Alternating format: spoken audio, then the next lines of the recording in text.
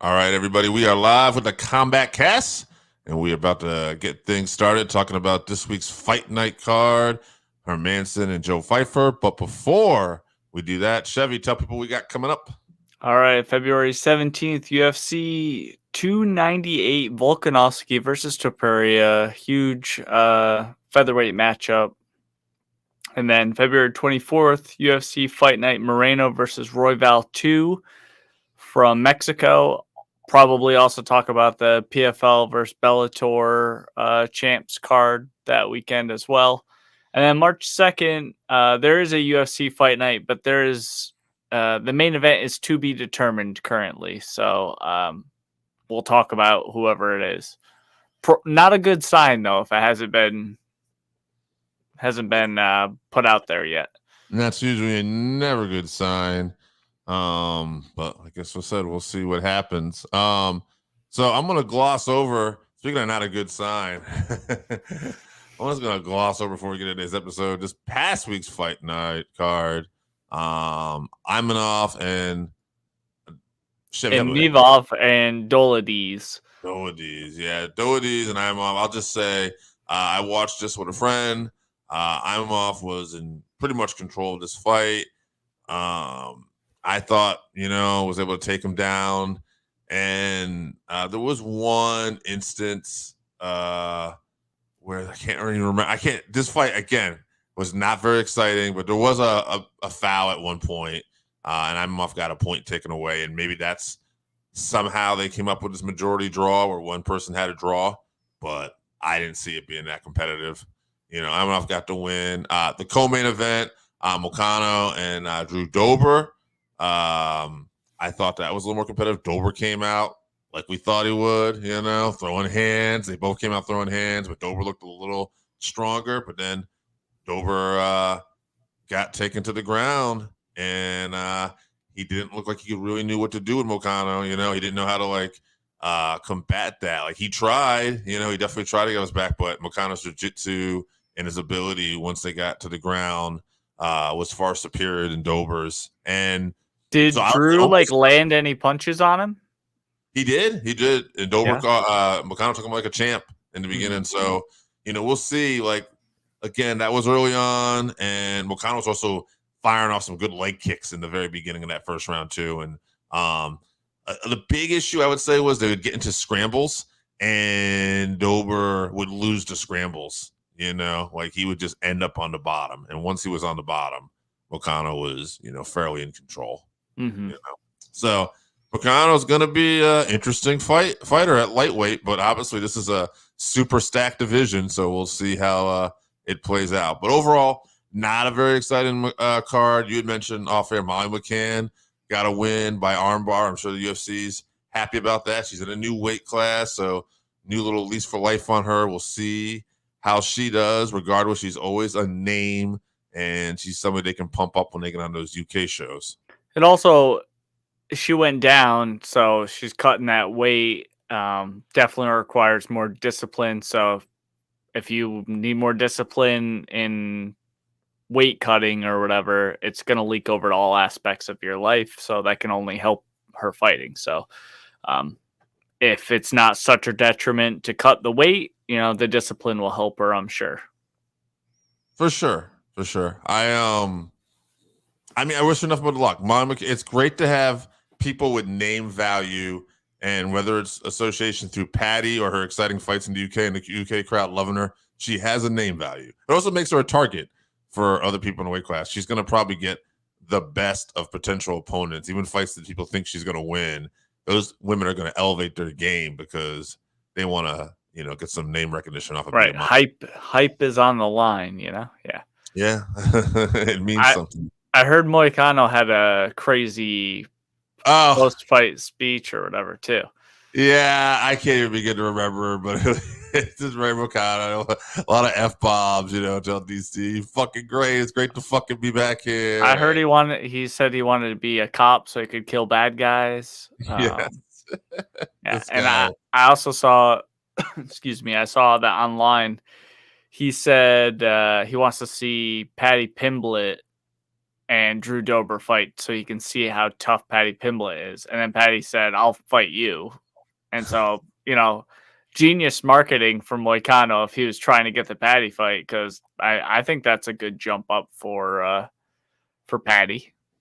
Yeah, interesting fight because of the weight class. Because he can go both ways. Yeah. Yeah. So that's and Paddy's fought at both weights before too, not in the UFC, but over in England. That's so funny. That's such a Moicano thing to do too. I'm gonna try to act like I'm getting this fight for Dober, or maybe he even is, but I'm gonna end up with the fight. Yeah. And I get it. Like, it's kind of a slight on the pride of Paddy in the most subtle but very effective ways, because you're basically saying, hey, let's see how good this guy is. Can he beat the guy that I just beat? And of course, naturally, he's like, beat your ass. Yeah. So that's pretty good. If that is what his plan was, awesome. I hope it works out for him and he gets that fight. Hey, he's already getting a little recognition for these wild post-fight interviews. So, you know what? Maybe have him take Paddy shine if he can. And if he can't take Paddy shine, well, then good on you, because then you have something maybe special growing with Paddy too. Because I would say, even with that weight class, given Tony Ferguson's point in career where he is, that Moicano would be the most well-rounded fighter that Paddy would have beaten if he beats him. Yeah, so. True. All right, let's move on to this week's card. Let's get there. Another 7 p.m. Main card start time. We're just gonna get right into this co-main event. Dan Ige versus Andre Fili. Dan Ige, Andre Touchy Fili. Andre Touchy Fili is 23, 10-1, 10 knockouts, 3 subs, 10 decisions. He's got performance of the night over Benitez. He's got 2 performances. He's tied. This I thought was an interesting stat. He is tied for most split decision wins at UFC featherweight division history. So with 3. So I guess that means he can win a close fight. God damn it. So he's 2-2 in his last 4 fights, coming off a win. Ige, 17-7, 5 KOs, 5 subs, 7 decisions. He's won 2 out of the last 3.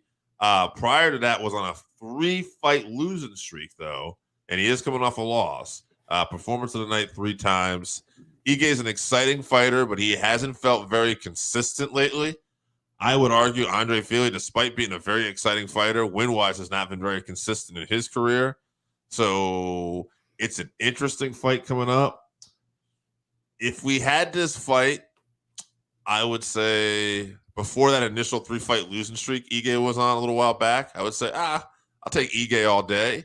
I feel like both these guys are at points in their career. This is going to be a pretty competitive fight. I'm going to go Fili. I think Fili is going to get this done. I don't know. Maybe I want to believe this guy's going to put it together now, because he's always showed to me like a very exciting fighter and stuff like that. But we'll see. I'm going to go Fili by decision. Yeah, I'm with you. Interesting fight. Both guys have struggled the last few years, but they're not past their primes yet. No. I think it's really just who can bring their A game to the fight, and Fili has the momentum currently. A little bit of an uptick in his performances lately, so I'm leaning towards him. I think it's going to be a war, but I'm with you. I'm taking Fili by decision. Yeah.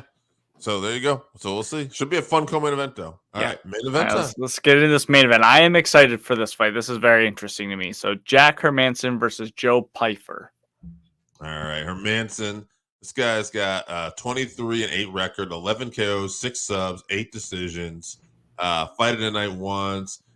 Performance of the night 1 time. Most significant strikes landed in a 5-round heavyweight fight against Jacare Souza. That's interesting just because, landed in a 5-round middleweight bout. This guy comes to play in those championship fights. I don't always mention regional titles, but Cage Warrior is a pretty successful promotion. He's had 2 successful title defenses there when he was champ.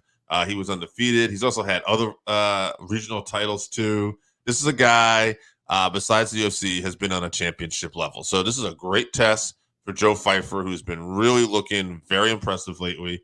Fight for 12-2, 8 KOs, 3 subs, 1 decision only, 3-0 in the UFC, all finishes, and he had a finish in the Contender Series to get here. Pyfer has looked really good, but again, this will probably be his stiffest matchup. I say he puts it together. Joe Pyfer is making me a believer. I like what I see out of him. I think it's not going to be just a first round finish. Like, I don't think he's just going to go out there and crush Hermansson.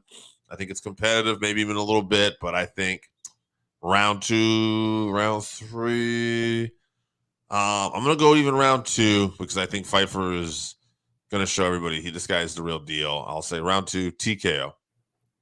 Yeah, I think Joe can be a top 5 guy right now. Jack isn't the style that suits him best, though. So I think it's good matchmaking to test him and bring him along. Jack's number 10, I think, in the rankings. Joe's not ranked yet, so this is a pretty good jump into the rankings for him. If Jack is smart and avoids all striking at any cost, he can definitely win this fight, though. His grappling's very good. His wrestling's good. He can stall Joe out in the clinch and try to, just slow the fight down.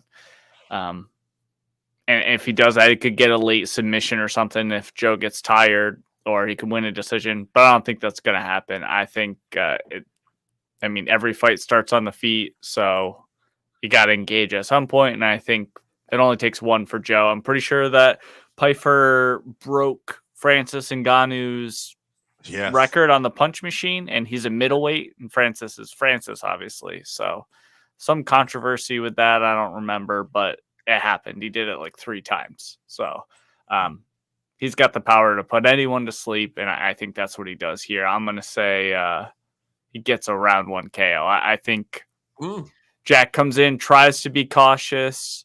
Joe stuffs the first takedown attempt and finishes him. Okay, and I felt bad about almost saying second round TKO because of how tough Jack is, and you're going first all the way, and you obviously respect Jack too a lot. So, all right, so obviously you can see we're on board the Joe Pyfer train. We think he's the real deal. We'll find out this weekend if we're correct. Yeah. All right, let's get in the schedule. February 17th, UFC 298 Volkanovski versus Topuria, looking very much towards getting these stacked cards again. It's been a little late lately. So February 24th, UFC Fight Night Moreno versus Royval 2 in Mexico. And then we'll talk a little bit about the PFL and Bellator champ card. And then March 2nd, there's a UFC Fight Night. Don't know who's fighting, but we'll talk about it.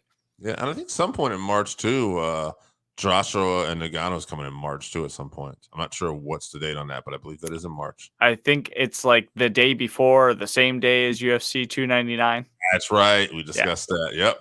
So a lot of March is going to bring in some good combat sports when we get there too. So good stuff coming up. Guys, thanks for tuning in this week and enjoy the fights this weekend.